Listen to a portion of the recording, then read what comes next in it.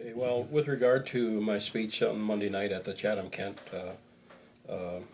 council meeting, I went there without any prepared notes, speaking notes, simply because the points I wanted to address in 10 minutes are pretty hard to capture a whole history of our experience, in 10 minutes.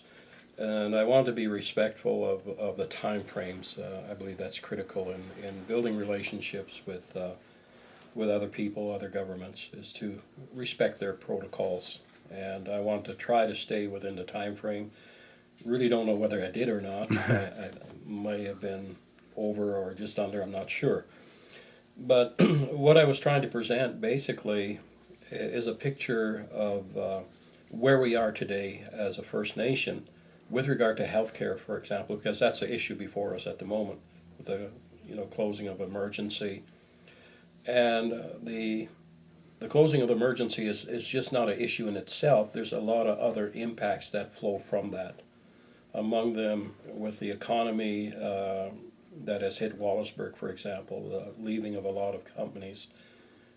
Companies aren't much interested in coming into area if there's no provision of emergency services. So there's that impact. There's the people who don't get an opportunity to get a job as a result of nobody coming in to provide jobs. So there's a lot of spin-offs. And where we are as First Nations people, and I'll reference particular to my community that I represent, we're not here just overnight. We're not here just with a decision made by LINS or the Health Accord or the provincial government with regard to how they're going to deliver health services today, the changes they're introducing. Where we are as a First Nation with regard to healthcare goes back to original contact and our entering into treaties and the sharing of the land and the resources that come with the land. We did not give up our right to access the land or the resources. We simply shared them. Unfortunately, in the meeting of two different peoples, two different worldviews come into mind.